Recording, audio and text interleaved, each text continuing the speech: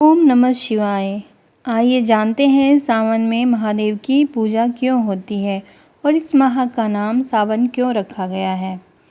सावन दक्षिणायन में आता है जिसके देवता शिव हैं, इसीलिए इन दिनों उन्हीं की आराधना शुभ फलदायक होती है।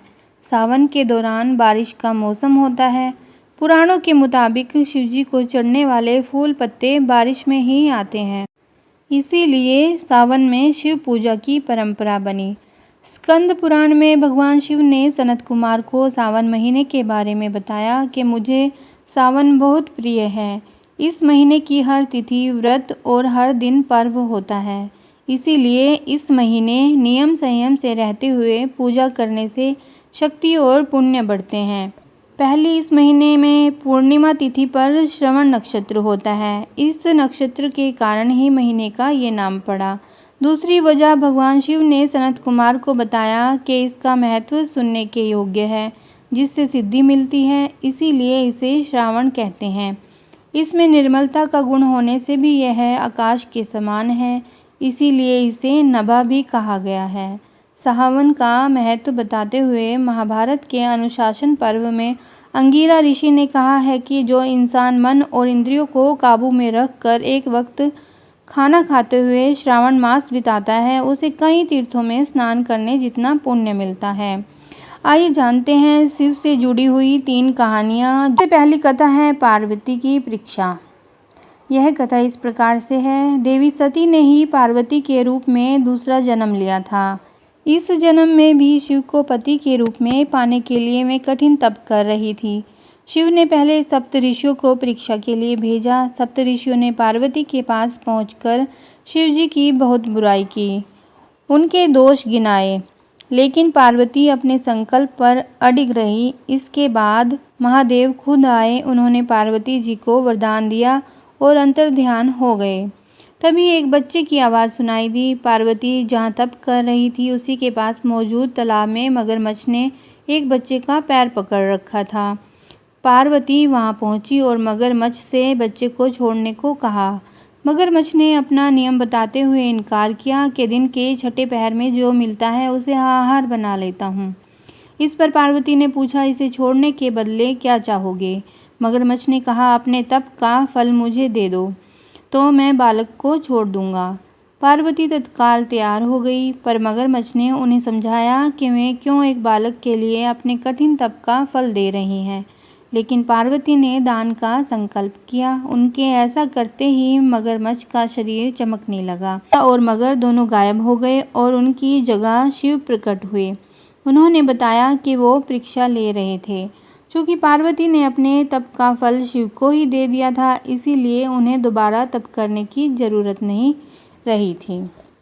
तो यह थी पहली कथा। दूसरी कथा है कामदेव को भस्म किया था जब शिव ने, उसी के बारे में है, तो श्रवण कीजिए। शिव को कामांतक भी कहते हैं। इसके पीछे कथा है। तारकासुर ने ब्रह्मा जी से 2 वरदान पाए थे। पहला 3 लोकों में उसके समान ताकतवर कोई न हो और दूसरा शिवपुत्र ही उसे मार सके।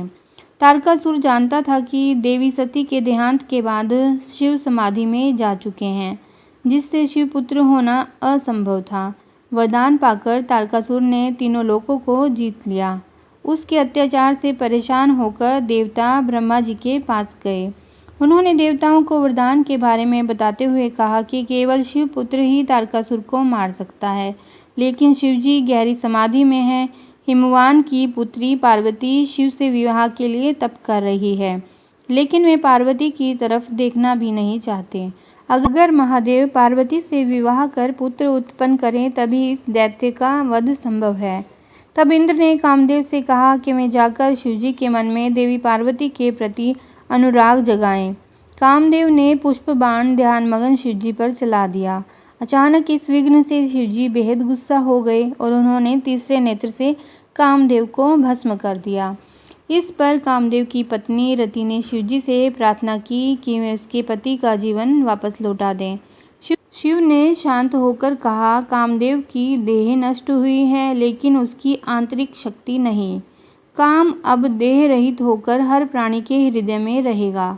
वह कृष्ण के अवतार के समय कृष्ण के पुत्र प्रद्युम्न के रूप में जन्म लेगा। तुम फिर उसकी पत्नी बनोगी। उस समय रति ने मायावती के रूप में जन्म लिया था।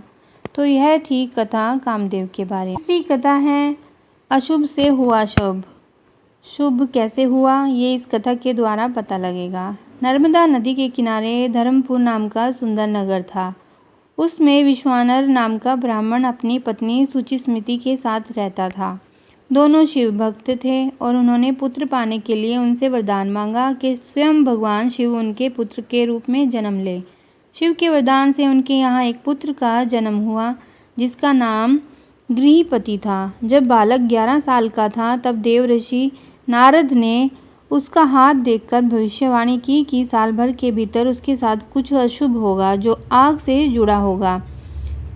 जब माँ बाप ये सुनकर दुखी हुए तो बेटे ने उन्हें सांत्वना देते हुए कहा कि वे दुखी न हों क्योंकि वह भगवान को प्रसन्न कर लेगा, इसमें अनिष्ट टल जाएगा। माता पिता से आज्ञा लेकर वह शिव की नगरी काशी पहुँचा। वहाँ उसने गंगा के मणिकर्णिका घाट पर स्नान किया और पूरे साल शिवलिंग की पूजा की। जब नारद मुनि द्वारा बताया अनिष्ट समय आया तो देवराज इंद्र ने प्रकट होकर वरदान मांगने को कहा। बालक ने वरदान लेने से मना किया और कहा वो केवल भगवान शिव से ही वर प्राप्त करेगा। ये सुनकर इंद्र बहुत गुस्सा हुए और उन्होंने उस बालक को सबक सिखाने के लिए वज्र उठा लिया। बालक ने भगवान शिव से रक्षा की याचना की। तभी शिव प्रकट होकर बोले, डरो मत, मैं तुम्हारी परीक्षा लेने के लिए इंद्र के वेश में आया था। तुम आग्नेय दिशा के रक्षक होगे। जो भी तुम्हारा भक्त होगा उसको अग्नि, बिजली या अकाल मृत्यु का डर नहीं होगा। अग्नि को शिव का एक रूप कहते हैं, वो शिव का तीसरा नेत्र भी है। तो ये तीनों कथाएं आपको कैसी लगी? ये सब हमारे पुराणों में निहित हैं। सावन में महादेव की पूजा होती है और इस माह का नाम सावन रखा गया है। आपको अगर ये वीडियो अच्छी लगी है तो ओम नमः शिवाय का जयकारा कमेंट बॉक्स में ज़रूर करें।